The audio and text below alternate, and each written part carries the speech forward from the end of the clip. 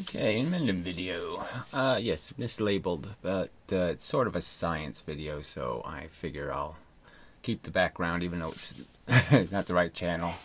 Just to confuse people, yeah. They're easily confused, easily. So, the subject of free will, I found this video because I do follow Sabine Hassenfelder, and I just noticed somebody was saying she's wrong about something, which is good because she's wrong about a lot of stuff.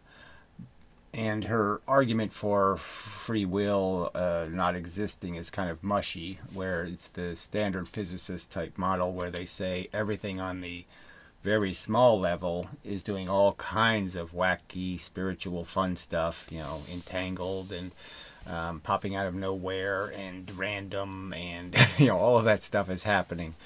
But it doesn't bleed into our reality. Our mechanics are more bowling balls and you know, big stuff rolling around, and none of those little effects of randomness are changing any of our big effects.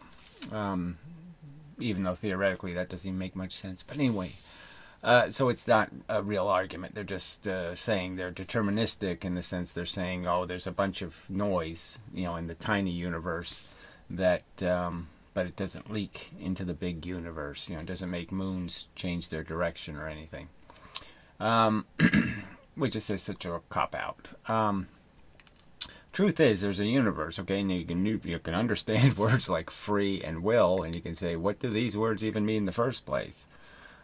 Free, there's just no such thing in the universe. I mean, everything in the universe is not free, because there's something shining light on it or doing something to it, and it's clearly not free. And then it's not free to just make up the universe it wants. It can't just tell something to be there and make me warm, or be there and get me a cup of tea. It can't just make up the universe it wants. It's not free to make things up. So what does this word free will even mean? I just, you know, we ought to first mock it as a silly concept, because they're using it really to say goodwill. That somehow people have a goodwill inside of them, you know, or a godly will, or a wonderful will, or some sort of, you know, there's some sort of mechanical mechanism that's making us quite capable of being brilliant and smart and always doing the right thing and making the right decisions, and somehow we have a right decision will. You know, and even that's now mockable. I mean, what? Yeah, so that's not even in the Bible, that God gave, you know, Adam and Eve some notion of right and wrong, and that they, you know, broke the godly notion of right and wrong when all they got was a very brief instruction statement saying do this, don't do that, and but not much understanding of why they should do this and not do that, besides because I told you so. You know, so they violated the authority of God. They didn't violate some notion of a, you know, made a free will error necessarily, beyond kind of thumbing their nose at the authorities. But anyway, I don't want to get into that kind of stuff. I mean, it's just, this idea of determinism, you're just kind of stuck with it unless you want to believe that somehow the universe gave you knowledge of 2 plus 2, and it gave you knowledge that, you know, of you know, how fast something rolls down a slope, or, you know, I can come up with a, you know, bunch of other mathematical things, you know, but it didn't. The universe doesn't give you that knowledge. You have to acquire the knowledge, and once you've acquired it, where's your freedom? You no longer have the freedom to say 2 plus 2. I honestly believe 2 plus 2 equals 3. You don't have any ability to do that once you know the right answer. So your will is certainly confined by your knowledge. Anyway, so I'll play some of this, but it means people are just, I just don't understand how they can make such a mess out of this. And the real problem is that this argument, none of these arguments taking place, you know, on the surface of Earth are taking place in the right place. It's like the gladiators are in different continents, and they're defeating, you know, virtual adversaries, you know, and the swords never hit each other, and the argument, because now the argument can never happen. There's no way to take the arena and say, what's a rational argument? and have a real battle and have some sort of honest standards for deciding, that, well, you got to go back and work on that one because it just isn't good enough. Some kind of contest that gets us to see why a certain thing is better, why believing in 2 + 2 = 4 is so much better than 2 + 2 = 3. I mean, the two theories need to sit there and be shown to people, and we all have to look at them, and we all have to analyze them from different angles and say which one makes more sense, like a theory of a crime or something. And we're speculating. We have these facts in the universe, and we're going to decide what these facts add up to. And people are doing insane mathematics. I mean, it's just nonsensical. And here we are having a conversation about a word that just can't mean anything. Now, determinism means something. Free will doesn't mean anything. Free from what? Right? Free from intelligence, free from practice, free from life experience. I mean, free from what? What is this? Where does this, come from? It can only come from some place where you learned it. It's a learned will. We have a learned will. Your will is created by what you experience, what you learn. That's it. There's no other place to get it from, your will. Certainly, we start off with the motivating, I'm hungry, I'm horny, I'm this, I'm that, and how to get it. But what we're doing is learning, what the right way to get it is. And that's the argument. And we don't have you can't automatically just say, well, I was free to do it, well. I was free to just, get on the racetrack and run a 4-minute mile. I was free to, run the hurdles. Or I was free to do, walk on a tightrope. I was free to juggle 17 items. I could just pick up any 17 items and I was free to know how to juggle them. No. It takes years and years and years of practice to be able to do that. You don't do that freely. And the same is true about getting right answers. You don't freely get the right answer. There's a whole pile of context. So anyway, continuing. Well, kind of taking off from what I just explained, free will is something we experience all the time. So you say you experience it, so I guess that's where there's a catch for me. Now, I always had a notion that I was defending right will. Like, I would argue that most criminals know what they did was wrong. Okay, they have the knowledge, they had the capacity to add it up right, and they just decided, through some selfish mechanism, some voice in their head, some little thought crime they committed, where they said, I'm more important, okay, or whatever the magic words were. And it was really stupid and obviously dumb, but they didn't care because it was to their advantage. So it was just like if you give me the opportunity, you put me in a computer store and no one's paying attention or whatever, and I can steal goodies, I'm going to be tempted. And the only thing that's going to stop me from doing it, stop me from acting on the selfish impulse, is I have to have some notion that I'm not stealing. I'm stealing from all the other people who have to pay more for stuff because I stole stuff. I have to have some other reasoning thing that tells me what I'm doing isn't right, isn't productive, then I'm cutting off my own pieces in a sense. I'm only doing damage to myself if I think this behavior works in the long run, because if I'm doing it, then somebody else is going to do it and all these other people are going to do it. And so if I can't find the restraint, how are they going to find the restraint? Blah, blah, blah, blah, blah. But that's what the will's made out of, is a whole bunch of thought activity. And they're either good, rational, reasonable theory of what it is to be alive, or they're unreasonable theories. And that's the bottom line. There's no freedom here at all. You're either a good robot or a shitty robot. Crappy. Not very good. Not very efficient or functional. And that's the truth of it. And there's nothing else to measure here. Your will is going to be made out of the culture you grew up with, how your parents, what they beat you for, what they didn't beat you for, what they rewarded you for, how the system made you petty and resentful, who you hate, who you like, what kind of smells you like, what kind of colors you like. All of that little crap is going to manipulate you and create you into a person who has biases and other kinds of nonsense and rubbish in your head, and you're going to have to weed through all that crap during your life and figure out that, oh, I got to be more careful about how I make decisions. I can't just, put my little fingers together, make a fist, and punch everything. Oh, I have to be patient. Okay, I have to make sure I'm punching the right stuff. I'm getting to the real criminal. Who's the real criminal? Often people kill like the other woman or the other man or the other thing. They try to go sabotage them when it's not necessarily their fault, right? And blah blah blah blah blah. So, make sure you got the right criminal and you're kicking them in the right place, in the right way. But those are the decisions. The decisions are all made out of the same facts. We're all living in the same little world here, and we can see what happens in the world.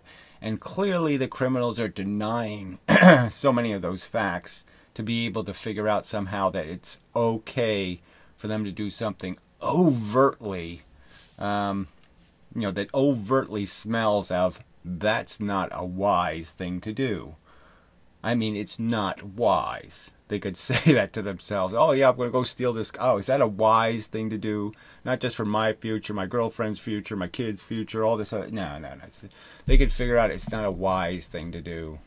And they don't figure it out. They don't see it because they have a bias that's just too compelling. They're too distracted by this lack of philosophical perspective. They don't have enough philosophical perspective to be able to recognize that the world doesn't revolve for them. Okay, that all these other people are worlds too, universes. And you can't soil another universe to get what you want. Just simple principles. But they have to be understood by theory, by logic, by construction of a real universe, not a fantasy universe full of gods and angels and rubbish and gremlins. I mean, it's just kind of pitiful. Here you are using such bad judgment to add up the facts of our reality.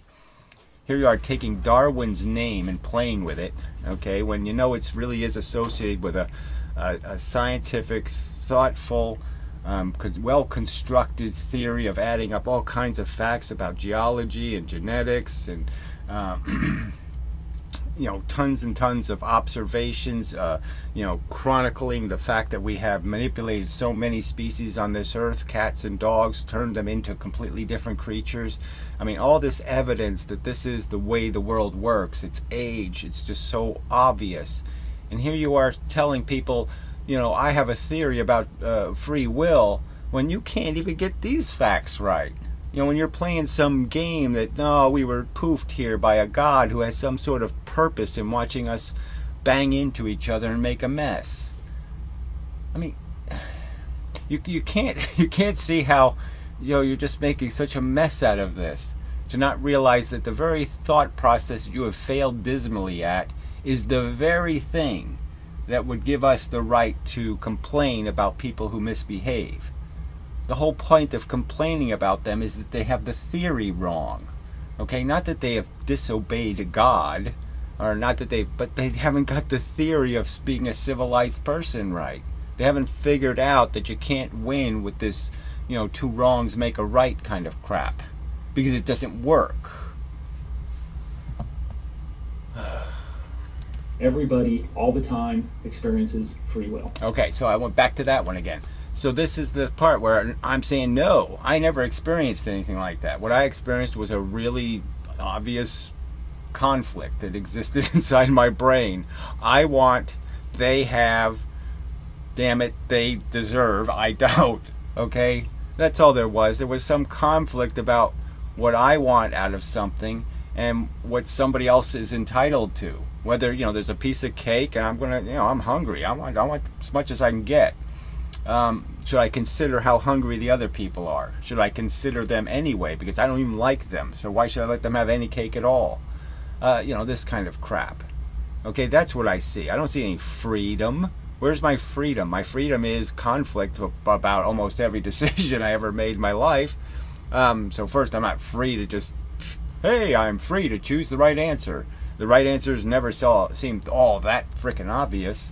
And there's conflict. Clearly two choices, and you have to sit there and balance outcomes and try to think into the future and try to figure, well, maybe I'm not going to live to be 65, so why should I pay into Social Security? I mean, it's a real fact. It's a decision to make. You're saying you know exactly how to make those decisions? Getting your gas, making your decisions. It's from you wake up to when you go to sleep. We're all... It's so amazing. I never felt the freedom part. I never felt any control part. I never felt that there was a me against a me. You know, in the sense that, or a me against some other will. Like it's my will against some other will. They both seem like my will. Okay, the selfish bastard and the smart bastard seem, both of them look like me. Okay, both of them sound like me. So I just didn't see this clear contrast between my will and the will of, you know, my desires or my ego or, you know, all the other stuff that's motivating me to try to get somewhere or to try to accomplish something. I didn't see it that way. Okay, am I doing anything sincerely? I mean, am I trying to make, say, some woman's life better by interacting with her, or am I just trying to take her goodies and, you know, have fun with them for a little while and then run away? I mean, you know, those are kind of obvious questions, and obvious in the sense of obvious things that pop up in your psychology. They're sitting there right in front of you, where you can just ask the question, well, what's my real motivation here? Do I really care, or do I just want to look like I care so other people will think I'm a great person because I look like I care? I mean, that kind of crap is the reality, and there's no distinction between my will. You know, which one of them is me? The selfish asshole, or again the philosopher who's looking at the selfish asshole and mocking it and saying, come on, you're that big of a jerk, you can't do better than that. They're both me. Making decisions, exercising free will all the time. So exercising free will, again, how is it at all free? If I don't do something because I think it's wrong, how was I free to do the wrong thing? I wasn't free at all. If I'm afraid to get caught and I'll go to prison, how was that a free decision? I was basically extorted into it. I didn't make any kind of free decision. I didn't will to do the right thing. I just willed not to go to prison.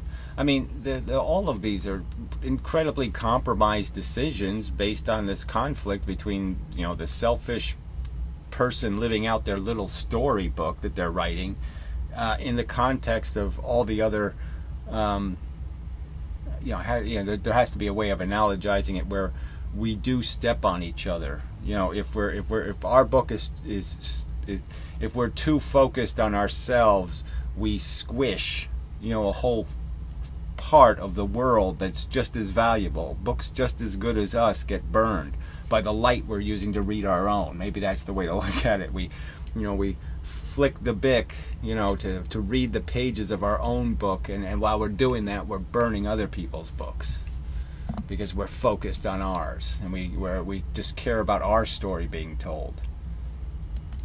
So the idea that there's no free will is, from the very beginning, a pretty heroic, challenging claim. I just don't see, no, the opposite is the challenging claim. What would be, in the first place, I don't want a free will. I mean, I don't want to be free to be an asshole. I don't want to be free to be a criminal. I don't want to be free to be a rapist. I don't want to be free to do something really stupid and dumb and idiotic and hurtful and harmful.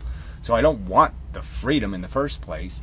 And what I want is a disciplined will, and I want a smart will, and I want a always get the right answer will, and you know, do the right thing will, and be incredibly efficient will, and be hugely productive and win lots of gold medals will. That's the will I want. Why would I want a free one? Free to fail? I don't want a will that's free to fail. I want a will that never fails. You know, that's totally perfect. I want a perfect will. Why do I want some kind of free will?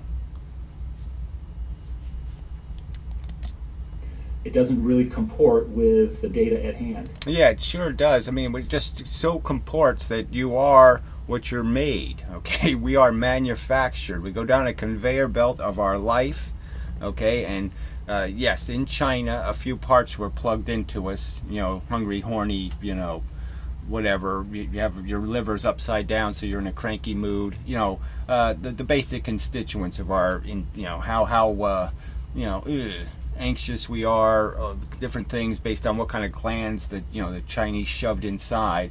and then we go down the conveyor belt with the, you know, those parts being some kind of buggy. Some people kind of have buggy neurology and a buggy psychology, and they're a little bit too wound up, blah blah blah blah blah. And they have to go down this conveyor belt, and they have to be able to learn in the education system. They can't get all traumatized and go whining and crying and have tantrums and do all this other kind of crap and get into conflict, you know, with the system. And then the system can't teach them because the system only has a certain way of plugging things in. And if the thing on the conveyor belt keeps jumping up and saying, I don't want to, you know, so it doesn't want to learn, it doesn't want to behave, it doesn't want to go through the process to get improved, right? And these are improvements. I mean, the system can improve you, you know, by giving you an education, and yeah, sometimes you're just doing not the best way, but it's important that those improvements get made somewhere in your life. And then, you know, you can take the other course. Yeah, you don't let the machine improve you, you let real life improve you.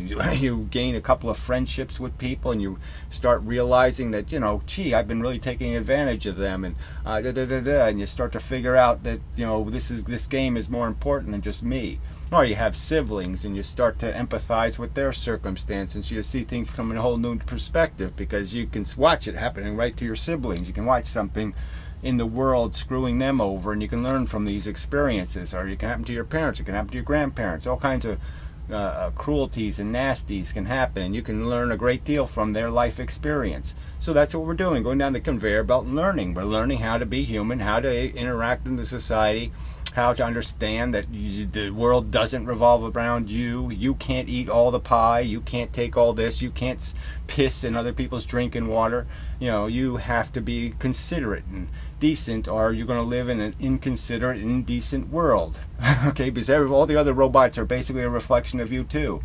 If you can be flawed and fouled and stinky and smelly, then they can, and you're not going to want to live in that world.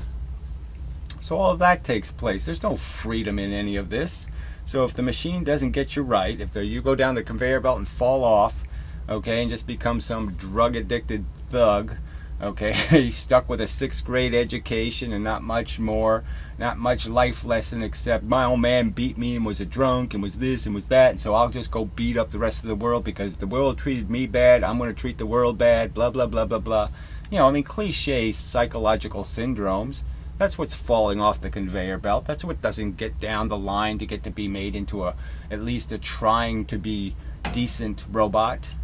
But in the end, we're all just robots. We're just reflections of what the world can teach us, what information there is for us to be exposed to, and that's it. There's nothing else that we can be a manifestation of except for ideas and concepts that are bouncing off of us. We're all standing on the shoulders of midgets. Okay, maybe they're not giants. But it's a lot of midgets. All right, so we're standing on top of a lot of soldiers to get here. A lot of people who failed dismally. We learn a lot from those people. You learn a lot from the failure people, maybe more than you learn from the successes. I mean, that happened to me, you know, watching the Olympics, you know, and rooting for a couple of people and watching them fail dismally and just feeling their pain, so to speak. And I realized, why am I watching this? Why do they even have this stupid thing? Why create all these losers just so some idiot can go, I won? It's stupid. Stop doing that. It's really stupid. Use your free will, okay, to will it away, because it's a bad idea. We experience free will. Hassenfelder acknowledges this. She realizes it goes against our experience. No, it just goes against the rhetoric, the gibberish, the nonsensical little stories that people tell about reality. That's all it goes against, is some sense that we're not robots, that the voices in your head are somehow from magic land, and they're not somehow, yeah, just from the real world. The real world is just, you've just taken, hey, Fred Flintstone says, Father knows best, whatever the father's name was, he says. You have all these little triggers from all the little SpongeBob says, you know, all these triggers for some sort of grounding, some sort of statement that meant something to you when you saw it. Oh, that seems a little bit logical. Oh yeah, okay, it meant so. It impressed you enough, and it just regurgitates. Your brain just throws the crap on the floor that you've acquired. It throws it there on the floor, and it says, see? Now, it's not really saying anything, but obviously the facts do add up, okay? The 2 plus 2 over here and the 4 plus 4 over here give you some sense, oh, mathematics works. Yeah. And the way she casts the problem is it's evidence against evidence. You have evidence for natural law, and you have evidence. Whatever that is. So again, evidence for natural law, is that a real phrase? Is that a real thing? Should that be how I understand nature? Natural law. I don't know. That's not a mechanism. What the hell does that mean? Okay, I mean, yeah, evolution. Okay, that I can understand as a concept, but natural law? No. Evidence of personal experience, and those are butting up against each other. One of them has to win out. So she's forming. Yes, the silly notion that you're something other than a complete reflection of your culture and your parents and your genetics and your biology. It's just a nonsense. That's all you're a reflection of, is the ingredients that were thrown in. You're in this generation at this time in human history with this kind of information, the internet, and a pretty sloppy way to learn. Actually, the more you look at it, you're saying it doesn't even have anything on it. Nothing's even on the internet. Just garbage. All the garbage sources are on the internet. None of the good ones. And framing the problem, excluding myself, of course, as a battle between these two, as opposed to seeing how they can work together. And whatever, work together. Again, more just mumbo jumbo. They have to work together because that's what we're made out of. We're made out of impulses. We're made out of sensations. We're made out of ambitions and desires to be somebody, and then we're made out of the contextual knowledge that it's all bullshit anyway. What are you going to do with that gold medal? You can't eat it. Really isn't mean anything. Oh, you ran faster than everybody else. So fucking what? What kind of accomplishment is that? You sure as fuck didn't cure cancer. She concludes that the natural law wins out. In fact, it's not. Well, anyway, she doesn't conclude that because she's basically saying at the roots, the natural law doesn't have any laws. It's some sort of random, boo, boo, boo, boo, boo. So it's just noisy and error-prone. Because again, all of that freedom, those degrees of freedom in the tiny universe have nothing to do with making you smarter or better. They just have to do with making you different. So they're just poking you. They're just lumps, on your skin or something. They're just like warts. I mean, oh, I have the freedom to have a brain wart. Oh, great, thank you. What am I going to do with that? Yeah, I can be different. So what? That isn't an accomplishment. You want to be smarter. You want to be better. You don't want to be different. Really a conclusion. It's actually kind of an assertion. It's something she starts with. She just makes a bare assertion. Yeah, she does do a lot of that, but I mean, she doesn't just make a bare assertion. She makes the point that you got to put the bowling ball up before the bowling ball can fall down. So yeah, there we go. No free will. Can't just freely fall down unless you first go up somewhere to fall down. Yeah, you have to climb the stairs before you can fall off the stairs. Catch 22. That's right, no free will. I mean, you have to practice the piano to play the piano. It's just a fact. Which is a logical fallacy. She simply states, well, the natural law must win out. That must be true. Every decision we make. Well, you're not playing her video. I don't think she really said that, so that's just kind of mushy talk on your part. So I don't think that was her argument. Her argument is that we have all these other, besides all the quantum woo laws, we have a bunch of laws laying on top of them, like energy conservation and stuff just doesn't do this move for no reason thing. I mean, there are reasons, there are circumstances. The circumstances are rigid and they're always reliable. They just never fail. You turn on the light bulb, the light comes out, blah blah blah blah blah. The rules are the rules, and there aren't any places or sources for anything free. It just isn't. None of it's free. It all has a chain of cause and effect. Everything's just, the fact is that's how the energy is, in a sense, conserved, is that it just keeps going somewhere. All the things we do are all preordained because, well, that's just what natural law does. That's just what the physical universe does. So it's just a fact, that's what it does. Things don't move for no reason. They move because something hits them, bangs into them, interacts with them. Fact, fact, fact. And there just isn't any, there's just none of this, I spontaneously generated a thought. That just doesn't happen. Every inflection, every la la la la, yeah, every little blah blah blah blah blah, every nuance of personality all came from somewhere. Not a single bit of it is ever spontaneous. It can be a combination, like you can be doing Bozo the Clown and think of somebody, Rob Lowe or something, I don't know. You just combine those two, and oh, that's a new thing you did. No, it's not a new thing you did. You just combined Bozo the Clown and this, you know, it's all just ingredients, and you just can't make anything out of it beyond what's in the pot. You have to put the ingredients in the pot. That is, you have to have some life experience that gives you pause about being an asshole. Ooh, I don't want to be an asshole. Why don't I want to be an asshole? Well, they don't get any gold medals, and blah, blah, blah, blah. You know, so you have some reasoning, right? And some people don't have that reasoning because they say, well, the assholes always win, so I'm going to be an asshole because they always get what they want. And what we think is free will, our experience, must be some sort of an illusion. So again, it was never a problem for me because I don't see this illusion of I have an inner capacity to do the right thing. I just didn't see that. I had to struggle to do the right thing. It wasn't like some inner capacity, like I had inner knowledge of you know, the facts of the world, or you know, even that I was even taught any of that stuff. I mean, being raised by semi-Christian-y kind of environment, it was just all a bunch of mumbo jumbo ethics. None of it had any reasoning to it. None of it could you take reductionism. None of it had any reductionism going to the idea of why it works or why it fails. Instead, it was just some sort of thing you do just for the sake of doing it. You know, instead of recognizing that it might have some functional purpose.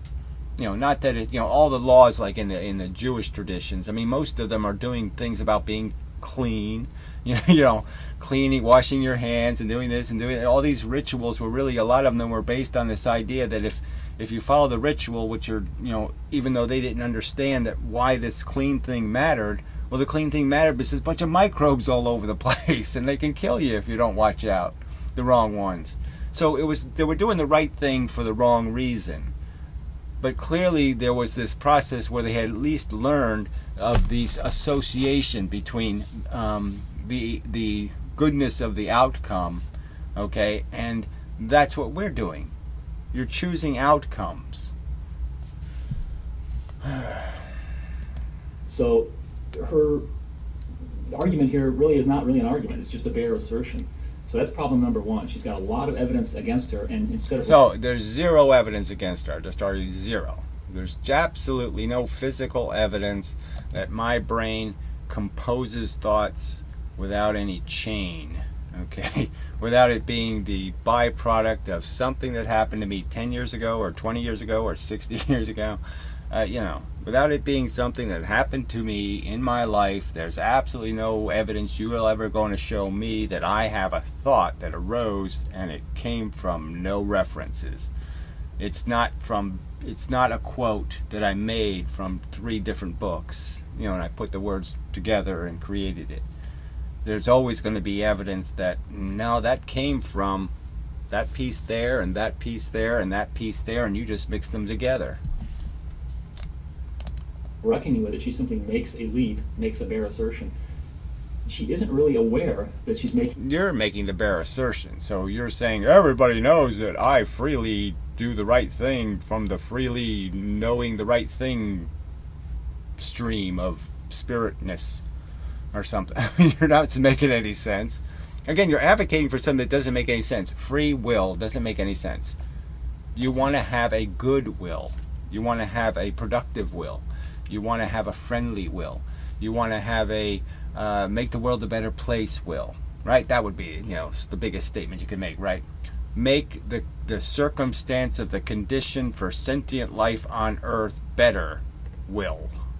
That's what you want to have.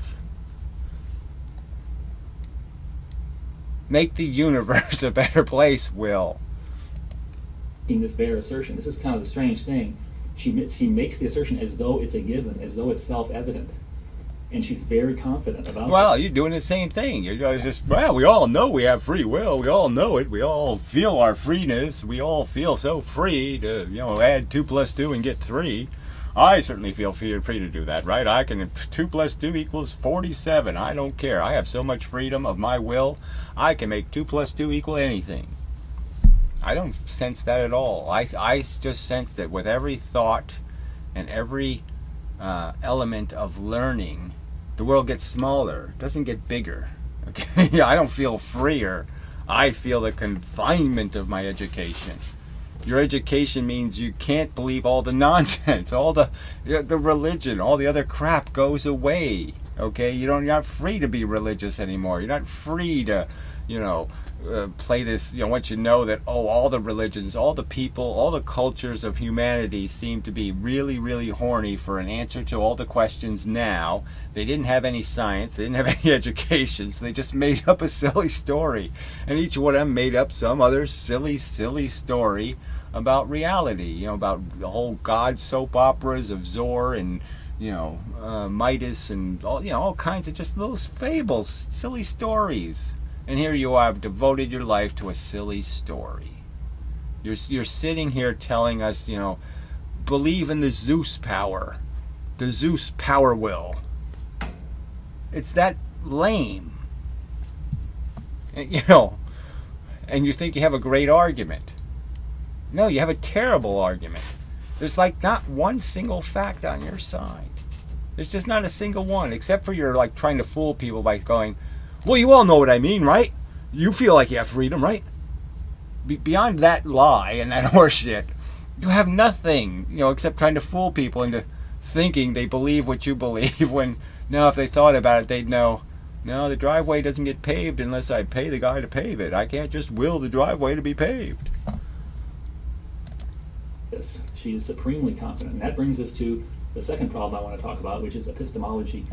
She makes silly word, we don't need it. It's all just a story. It's just the whole point is you want to sit there and explain the event. There's an event that took place. There's fingerprints, footprints, blood, this, that, all these kind of facts, and you just want to arrange these facts correctly. You want to add it up correctly.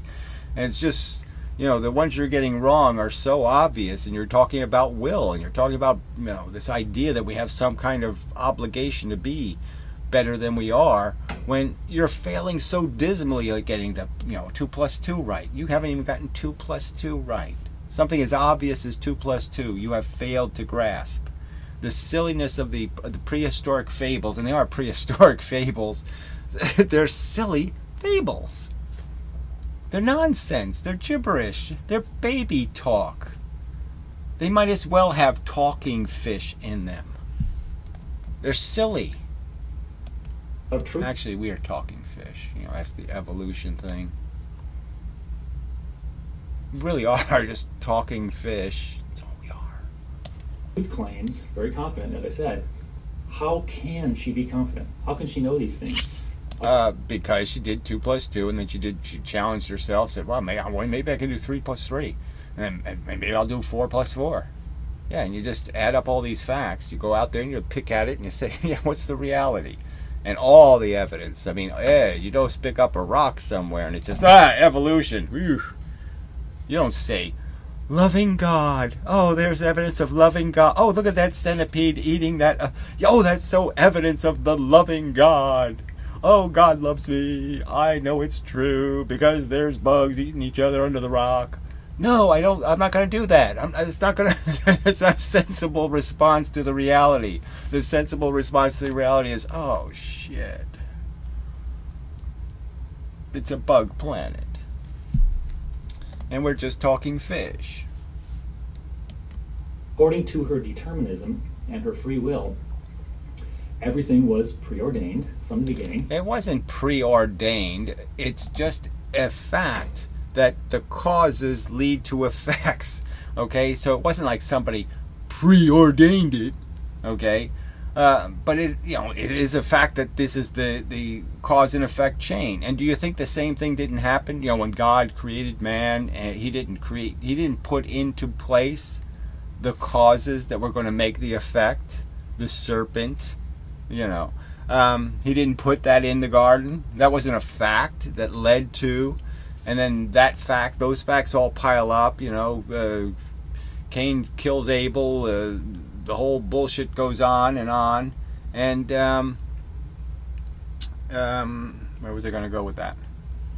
Then it's the flood thing. So you don't think it was preordained, even from that perspective, that the causes were real, that what ruined mankind was two guys they were having a big meeting of all the tribes, and two of the guys got into a personal fight about fighting over a woman, and it turned the whole tribal meeting into a chaos and nonsense, and it inevitably led to war between the tribes.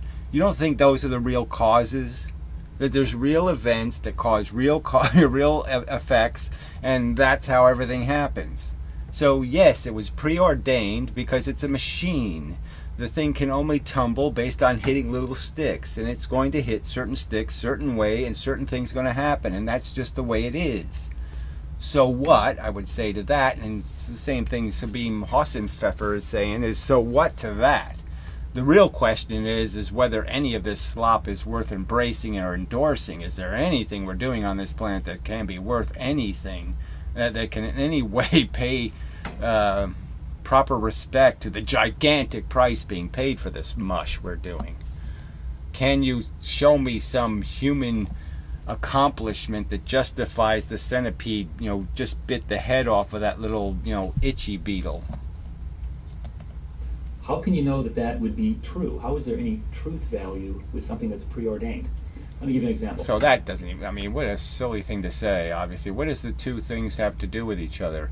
Yes, she's arguing that obviously it has truth value because everything's behaving as a mechanical cog. There's nothing can be something other than what it is. If it's a triangle, it's a triangle. It can't behave as a square. And a circle can't behave as a triangle. These are the rules. And you're stuck with them. Let's say I decide to type out 2 plus 2 equals 5. In fact, I did that. 2 plus 2 equals 5. Did you believe it? Oh, I don't think you did you? So, and again, it's two-ness. Recognize that you're not really adding 2 and 2. You're adding 2-ness and 2-ness and getting 4-ness. Okay, that's the concept. Okay, a number is actually not a physical property that's hard. It's a physical property that's you have to put into it's a quality, but it's not material. It's observational. Well, it's according to circumstantial. that would be predetermined. That's preordained. I didn't actually decide to do that. That's something that was Of course you frickin' didn't decide it in any other way than the facts that have led to any conversation. So any sentence I speak, do you really think that that sentence is being composed by some free agent? You really don't understand that that sentence is being composed by a conditioned organism that has spent 60 years, well, 55 years trying to speak sentences that make sense? And that's exactly what it's doing. It's doing this because it's practiced doing it for 55 years. Billions of years ago. Of course, Hossenfelder would also agree that that is false. It's not true. So clearly, right off the bat, we have this little problem that preordained things are not necessarily true. Look, the truth value of a statement is all you can judge, okay? You can make a declaration, and it can be judged to be accurate or inaccurate, to be a correct description of reality or an incorrect description of reality. That's it. So why are we playing this game? What does that have to do with determinism? Determinism doesn't have any more likelihood of getting the right answer, okay, than, well, it certainly wouldn't be any better than random. And if you're saying that somehow God has enlightened us with a goodwill and we're just not paying any attention to it, like, hey, you already told me how to play the piano and I'm just not doing it. He already told me how to do everything right, and I'm somehow ignoring his guidance, and therefore I'm not playing the piano correctly because I'm not paying attention to what God taught me. that he gave me innately. Like somehow I have some innate ability to get right answers. In fact, I'm being kind, right? Frankly, there's no reason to think that something that is preordained by the law of gravity, electrostatics, thermodynamics, the natural laws that we know, why would they produce truth? So even that doesn't make any sense, because obviously they're going to be the exact elements that you're judging for judging why the effect happened. They're the causes of the effect. So how could they be inaccurate causes?